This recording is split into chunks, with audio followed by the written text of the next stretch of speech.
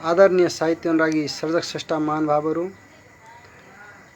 आजको यस 262औं श्रृङ्खलामा यहाँहरूलाई हार्दिक स्वागत छ। आज मिति 2079 साल असार महिनाको 24 गते, तदनुसार ईस्वी सम्बत 2022 जुलाई 8 तारिक रातिको 7:55 बजेबाट लौकथा पाठ्य सर्वोदय प्रतिष्ठानमा प्रसारण हुने लौकथाहरू लिएर उपस्थित भइसकेको छु र यहाँहरूलाई धेरै भव्य स्वागत पनि गर्न चाहन्छु। यहाँहरूले आजको यो वाचन श्रृङ्खला पुरै सुनिदिएर अनि आफ्ना टिप्पणी तथा प्रतिक्रियाहरू हामीसँग सेयर गर्नुहुनेछ भन्ने आशा र विश्वास लिएको छु र यहाँहरूले यो हाम्रो लौकथा पाठ्य सर्वोद्देश्य प्रतिष्ठानले दैनिक रूपमा सञ्चालन गर्दै आइरहेको लौकथा वाचन श्रृङ्खलालाई सुनिदिएर आफ्नो माया हामीलाई दिनुहुनेछ, आफ्ना प्रतिक्रिया पनि हामीसँग सेयर गर्नुहुनेछ भन्ने विश्वास लिएको छु र अब भने म आज प्रसारण हुने लौकथाहरूको शीर्षक र लौकथाकारज्यूहरूको नाम यहाँहरू समक्ष प्रस्तुत गर्न गइरहेको छु। पहिलो रचना रहेको छ रोशन पराजुलीज्यूको महामानव ज्योति शीर्षकको रचना। त्यसै गरी दोस्रो श्यामप्रीत मण्डलज्यूको शिक्षण विधि। तेस्रो शरण राईज्यूको स्वर्ग शीर्षकको लौकथा। त्यस्तै चौथो पीपी कोइरालाज्यूको 52 पत्ती। त्यसै गरी प्रेम पुन मगरज्यूको कपट शीर्षकको लौकथा। र आजको वाचक म श्यामप्रीत मण्डल, राजगढ गाउँपालिका वडा नम्बर 3 सप्तरीबाट। र हाम्रो यो प्रतिष्ठानको व्यवस्थापकमा लक्ष्मी रिजाल म्याम, त्यसै गरी नन्दलाल आचार्यज्यू र मनोहर पोखरेलज्यू रहनु भएको छ। र हाम्रो आजको पहिलो लौकथा रहेको छ महामानव ज्योति शीर्षकको लौकथा, जुन रोशन पराजुलीज्यूको रचना रहेको छ। यो लौकथा यसरी अगाडि बढ्छ। कर्तव्यले कर्मको बोध गराउँछ र त समाजमा विचार लागू गर्न सकिन्छ। यस्तै विश्वासहरू मनमा गुन्दै ऊ लक्ष्य प्राप्तिको शिखर चुम्न अघि बढ्छ। समय उसको साथी थियो। समयको मार्ग निर्देशन अनुसार ऊ गन्तव्यमा पनि पुग्यो। सृष्टिको परिभाषा बुझाउनु पनि थियो उसलाई। समयले दिएको चिनारी पनि बताउनु थियो उसलाई। सार्थक परिभाषा र परिचयका आधारमा निर्धारित समयअनुसार सुन्दर वस्तुचित्र पनि कोर्नु थियो उसलाई। ब्रह्माण्डमा भएका जीवनहरूको परिचय अनि परिभाषा पनि दिनु थियो। सहजीकरणको बाटो अनि सृष्टिको मूल थलो नेपाल भनेर सहज गर्नु पनि थियो। उसले हिँडेको बाटो जताततै उज्यालो देख्थ्यो। माथि ज्योतिको मार्ग निर्देशन अनुसार उसले मानव सभ्यताको परिचय, परिभाषा र जीवन चक्रबारे बताउनु थियो र त ऊ मात्र सत्य थियो। विचार शुद्ध गर्थ्यो, व्यवहार शुद्ध गर्थ्यो, सबैलाई समान देख्थ्यो। लोभ लालच केही थिएन। हिंसा उसले जान्दै जानेको थिएन। बाटो पनि सत्य नै थियो, कर्म पनि सत्य नै गर्थ्यो। आफ्नो परिभाषा पनि आफै सुनाउँथ्यो। गन्तव्य पनि आफै निर्धारण गर्ने खुबी थियो। कसैलाई बाधा नदिने उसको स्वभाव थियो। अज्ञानीलाई ज्ञानको बाटोबाट महान बनाउँथ्यो। ऊ आफू चाहिँ एक्लो थियो, अरूलाई एक बनाउँथ्यो। फूलको माला उनेर सजाउन सिपालु पनि थियो। धैर्य उसको महान गुण थियो। सबैले उसलाई सम्मान र पूज्यमान पनि गर्थे। भोकोलाई अन्न र प्यासोलाई पानी दिने ऊ दयाको सागर थियो। सबैको ऊ प्रिय विधाता थियो। बडो राम्रो रचना उहाँले बरगाछी धरानबाट लेखेर पठाउनु भएको छ हामीलाई।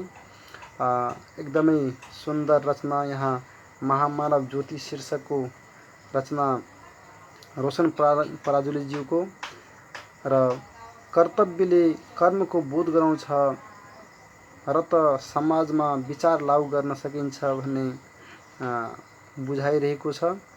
वास्तवमा पनि हामीले सहयोगी बन्नुपर्छ। हामीले धैर्यता राख्नुपर्छ। धैर्यता नै मानिसभित्र हुने महान गुणमध्येका एक हो। त्यसैले पनि हामी सबै धैर्यवान हुनुपर्छ। भोकोलाई अन्न प्यासालाई पानी दिनुपर्छ भन्ने एकदम महान विचार उहाँले हामीलाई पस्किनु भएको छ। यहाँ हामीसँग जोडिनु भएको छ आरती यादवज्यू। हेलो सर भनेर लेख्नु भएको छ। हेलो। त्यसै गरी हामीलाई यहाँ मनोहर पोखरेलज्यूले हामीलाई हेरिराख्नु भएको छ। मनोहर पोखरेलज्यूलाई धेरै धेरै स्वागत। अनि यो लौकथा वाचन सुन्नुहुने सम्पूर्ण महानुभावहरूले आफ्नो अमूल्य प्रतिक्रियाहरू हामीसँग सेयर गर्नुहोला भन्दै म अब भने आजको दोस्रो लौकथा शिक्षण विधि शीर्षकको लौकथा वाचन गर्न तर्फ अग्रसर हुन चाहे। यो शिक्षण विधि शीर्षकको लौकथा श्यामप्रीत मण्डलज्यूको रचना रहेको छ। शर्मिला अलि चञ्चले शिक्षिका हुन्। उनी छिटो परिमाण चाहन्थिन्। त्यसैले उनी कक्षामा छिर्ने बित्तिकै फरर पाठका सबै कुरा बताउँथिन्। सबै भनिसकेपछि सबै कुरा जानेको हुनुपर्छ भनी प्रश्न गर्दा जवाफ नआएपछि कुर्लिन्थिन्। रिसाएर अझै धेरै बताउँथिन्। फेरि पनि प्रश्न गर्थिन्। फेरि नतिजा उस्तै। एक्लै फतफताएको देखेर विद्यार्थीहरू त्यति ध्यान दिँदैन थिए। यो सब अवस्था देखेर विद्यार्थी अटेर गरेको भनी आरोप लगाउँथिन् र झर्किन्थिन् उनी। उता त्यही विद्यालयका शिक्षक श्याम सरले भने आफूले पाठ वर्णन गर्नुको साटो विद्यार्थीलाई वर्णन गर्न लगाउँथे र आवश्यकता अनुसार सहजीकरण गरिदिन्थे। विद्यार्थीहरूले जवाब दिँदा सही जवाब बापत ताली र स्याबासीका शब्दहरूले विद्यार्थीलाई उत्साहित पार्थे। कक्षामा अरू कक्षाभन्दा अलि बढी हल्ला भए जस्तो हुन्थ्यो, तर सिकाइ उपलब्धि भने राम्रो आउँथ्यो। शर्मिला म्याडमले परज्यूलाई सोधिहाले, म मरिमरि सबै पाठ बताउँछु तर पनि उपलब्धि नगन्य आउँछ। श्याम सरको कक्षामा हल्ला हुँदै रहन्छ तर पनि उपलब्धि राम्रो कसरी? प्रोफेसरले जवाब दिनुभयो, विद्यार्थी केन्द्रित शिक्षण विधिको कारण। र यो लौकथा राजगढ गाउँपालिका 3 नरगो सप्तरीबाट श्यामप्रीत मण्डलजीले लेख्नुभएको शिक्षण विधि शीर्षकको रचना रहेको थियो। र यसमा शिक्षकले आफूले कक्षा कोठामा फतफताएर पाठका सबै कुराहरू बताउँदैमा विद्यार्थीहरू धेरै जान्ने भइन्छ भन्ने यो भ्रम मात्र हो। शिक्षकले अहिलेको युगमा विद्यार्थीहरूलाई धेरै जान्ने बनाउनको लागि विद्यार्थी स्वयंलाई सम्पूर्ण शैक्षिक क्रियाकलापहरूमा सरिक गराउन सक्नुपर्छ। शिक्षक केन्द्रित नभएर विद्यार्थी केन्द्रित शिक्षण गर्नुपर्दछ र विद्यार्थी केन्द्रित शिक्षण गर्दाखेरि कक्षा कोठा अलिकति कक्षा कोठामा हल्ला हुनु स्वाभाविक नै हुन्छ। सबै विद्यार्थीहरू जब सिकाइमा सरिक हुन्छन्, उनीहरूले आफ्ना धारणा विचार राख्दछन् र त्यति बेला कक्षा कोठा अलिकति अरू धेरै सख्त हुने शिक्षकहरूको कक्षाको भन्दा पक्कै पनि अलिकति हल्लामै हुन्छ। तर सबै विद्यार्थीहरू सरिक हुने हुँदा शिक्षण प्रभावकारी हुन्छ भन्ने बुझाइ यहाँ यस कथा मार्फत पस्किन खोजिएको छ।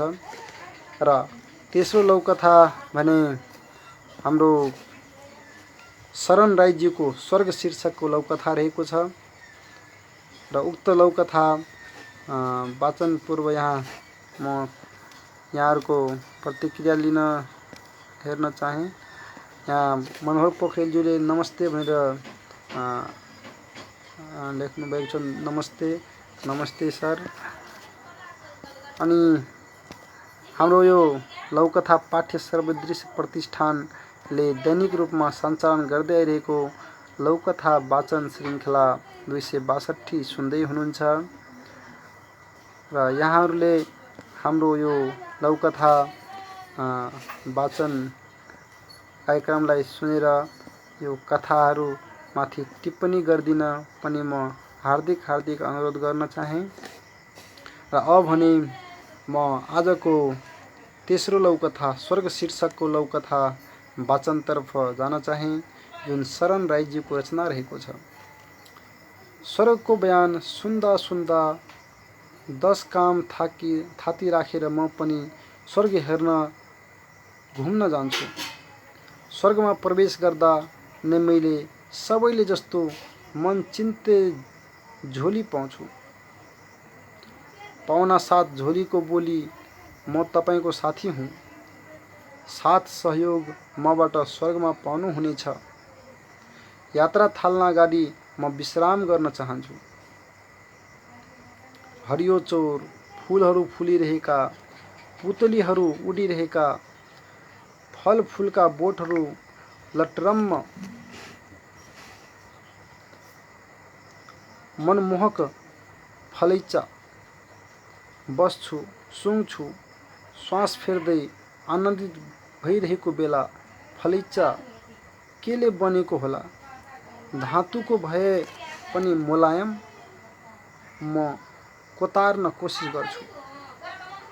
झोली बोली यो फलैचा पञ्चधातु फलाम, सुन, तामा, चाँदी, पित्तल र काठका साथै सिलिकनबाट निर्मित टिकाउ, पानी, घाम, हुरी हावाले नबिगार्ने, तोडफोड नहुने भएकोले कोतार्ने कोसिस बेकार छ। लटरम्म फलेको बोटतिर हात स्वतस्फूर्त पुग्छ। स्याउ, सुन्तला, लिची, आँप, केरा, अङ्गुर र किवी टिप्छु, खान्छु र तृप्त भएर धरतीका मानिसहरूले कल्पना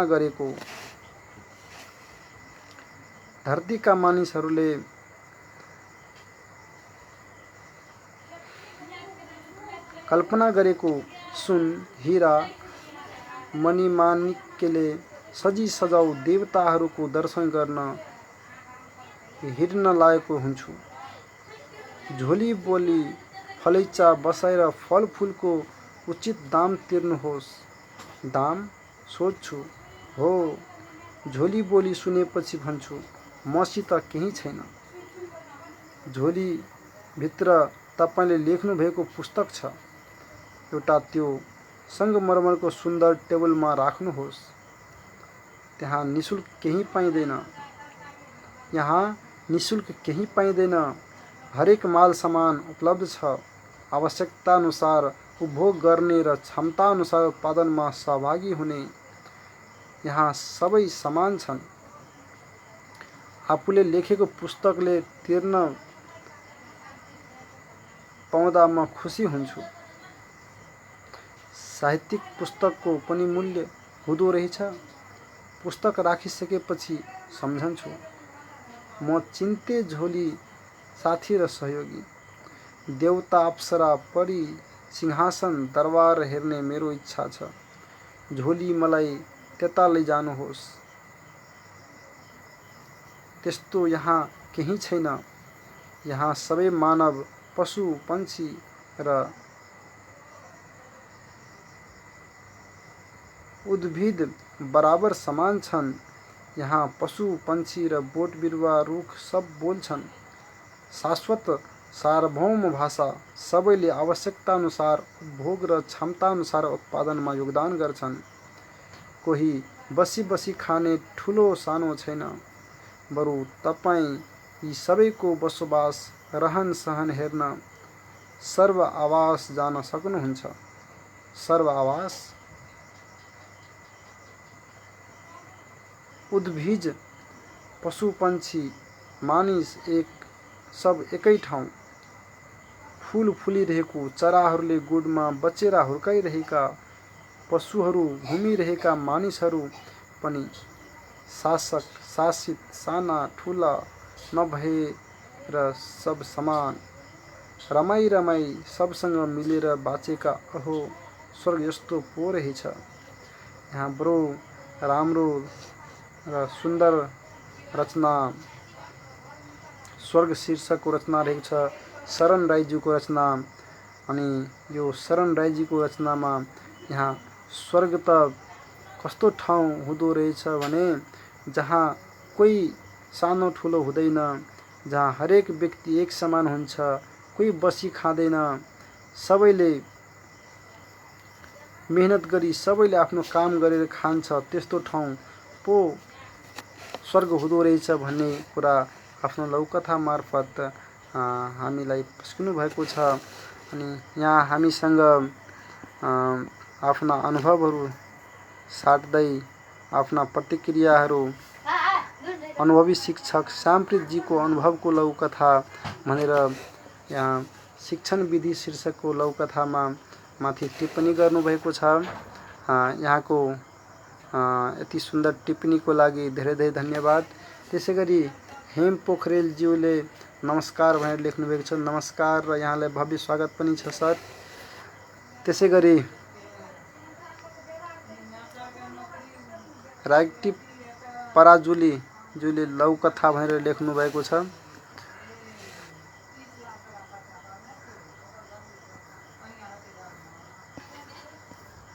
र उहाँले आफ्नो यो लौकथा हामीसँग सेयर गर्नुभएको छ।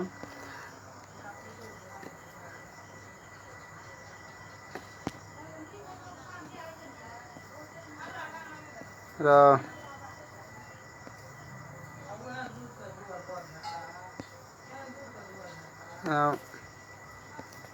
अलिकति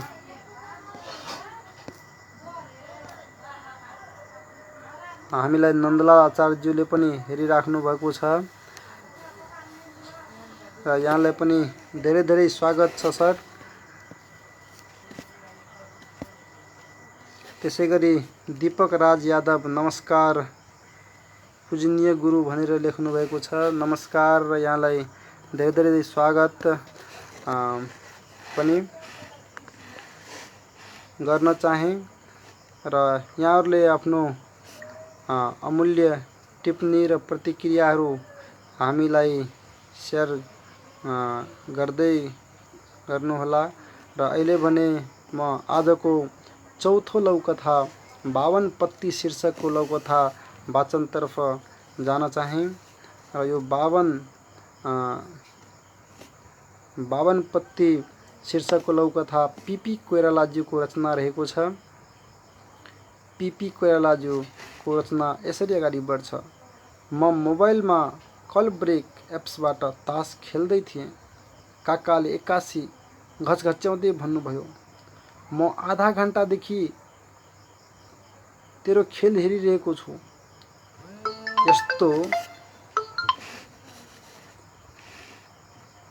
यस्तो थर्ड क्लास पाराले कल ब्रेक खेल्छन्? मैले पनि आश्चर्य मान्दै सोधेँ, किन थर्ड क्लास भन्नु भएको काका? यसरी 4-5 हात पारेन भन्दै क्यान्सिल गरी नयाँ खेल खेल्ने हो त? मैले भने 5 हात नखाने तास त खेल्नै मन लाग्दैन काका। अनि काकाले सम्झाउँदै भन्नुभयो, अहिले एक्लै आफू खुसी खेल्न पाइस् र पो जे गर्दा पनि भो। वास्तविक जीवनको खेलमा त समूहमा खेल्नुपर्छ बाबु। कल ब्रेक खेल जस्तै जीवनका खेलहरू पनि हुन्छन्। कहिले रङ पर्छ, कहिले पर्दैन। जस्तो पर्छ त्यस्तै हिसाबले खेल्नुपर्छ केटो। अनि माइनसका माइनस गएपछि के आनन्दले खेल्नु त काका? के मैले जित्नै पर्दैन र? के मैले जित्नु पर्दैन र? मैले पनि गुनासो पोखेँ। सधैँ माइनस हुँदैन भतिज। थोरै रङ परेर पनि बोले जति हात जित्न सकिस् भने त्यसैमा सन्तुष्ट हुन सक्नुपर्छ। अनि मात्र त जीवनको खेल पनि परिपक्व ढङ्गले खेल्न सक्छस्। काकाको बुद्धिमत्ता देखेर म तीन छक्क परेँ। अनि सोधे, काका, मानिसहरू बसाइ सरिरहन्छन् नि, त्यही नजानेर हो? होइन नि, अवसर पाएपछि बसाइ सर्नु भनेको रङ परेरै कलब्रेक खेले जस्तो हो। तर बसेको ठाउँ प्रतिकूल देखेर जबरजस्ती नयाँ ठाउँको बसाइ गर्नु भनेको अहिले तैले खेल्दा खेल्दै हापेर नयाँ खेले जस्तो हो, बुझिस् केटा? काका कडा रूपमा प्रस्तुत हुनुभयो। अनि मैले दुवै हात जोड्दै भने, बुझेँ काका, बुझेँ। सारा जीवनका खेललाई बाबनपतिले समेटेकै रहेछ। बडो राम्रो एकदम सुन्दर रचना, बाबनपति शीर्षकको रचना पीपी कोइरालाजीको रचना। वास्तवमा पनि हाम्रो जीवनमा उतार चढाव आइरहन्छ, समस्याहरू आइरहन्छन्।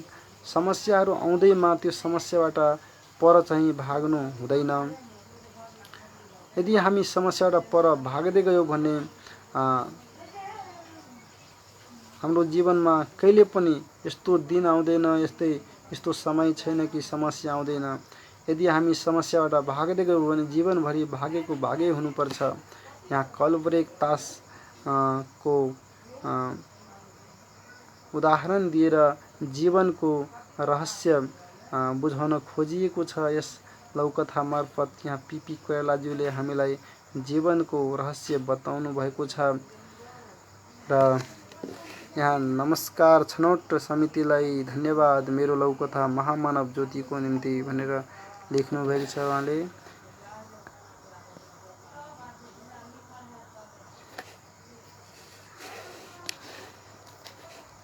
यसै गरी अब भने म आजको पाँचौं र अन्तिम लौकथा कपट शीर्षकको लौकथा जुन प्रेम पुन मगरजीको रचना रहेको छ, उक्त लौकथा वाचनतर्फ जान चाहे। उहाँले ढोरपाटन नगरपालिका 4 बागलुङ हाल पोखराबाट उहाँले यो कपट शीर्षकको लौकथा लेखेर पठाउनु भएको छ। र यो लौकथा यसरी अगाडि बढ्छ। छुट्टीको दिन भएकोले चौर भरिभराउ थियो। हरेकले आफ्ना साथीलाई भेट्ने र मनको बह पोख्ने थलो यही चौर थियो। पल्लो समूहको 2 जना मध्ये एकले भन्यो, आएको 8औं वर्ष चल्दैछ, 5 वटा कम्पनी फेरियो, कमाई सुको बच्दैन, काम गरियो, खाना लाउन ठिक्क छ, घरकाले रिसाएर माया मारिसके, जीवन भूगृहमा बन्द कैदीको जस्तो भयो। अर्कोले सहमति जनाउँदै भन्यो, यहाँको मालिक त अधर्मी रहेछ, खुब काममा पेलाउँछ, पहिलाको कम्पनी त मोजै मोज गर्न पाइन्थ्यो, गजबको थियो, रात्रिमा काम थियो, रात्रिका कामदार सबै हाजिरी गरेर सुत्न पाइन्थ्यो, उठ्दा ड्युटी खत्तम हुन्थ्यो, एक हिसाबले काममा कहिले हात लाउनै परेन। तर उसले कम्पनीमै तालाबन्दी गरेर बस्यो। खोइ के भयो कुन्नी? उनीहरूको कुरा ध्यान दिएर सुनिरहेको वीरेनले भने, मनै मन उसको प्रश्नको सम्भवतः उत्तर सहितको प्रश्न र नयाँ ज्ञान पो। बिचरा त्यो मालिक अभागी रहेछ, यस्ता कामदार कम्पनीमा भए किन तल नलागोस् त। यहाँ बडो सुन्दर रचना, यहाँ कपट शीर्षकको रचना प्रेमपुन मगरज्यूको रचना रहेको छ। यहाँ प्रेमपुन मगरज्यूले लेखेको रचना हाम्रो मैथिलीमा एउटा कहावत छ, संस्था से कमाक खाए संस्थाक नै खाए। उक्त भनाइ यहाँ यो कथासँग मेल खादो रहेछ। वास्तवमा पनि कोही व्यक्ति जो कुनै संस्थामा काम गर्दछ, कुनै कम्पनीमा काम गर्दछ भने उसले जबसम्म कम्पनीमा आफ्नो मेहनतले लगनले त्यो कम्पनीको निम्ति, कम्पनीको विकासको निम्ति काम गर्दैन, तबसम्म न त त्यो कामदारको विकास हुन्छ न त त्यो कम्पनीको नै। यदि कामदार कामचोर भइदियो, उसले काम गरेन भने पक्कै पनि त्यो कम्पनी बन्द भएर जान्छ। र कम्पनी मात्रै बन्द हुँदैन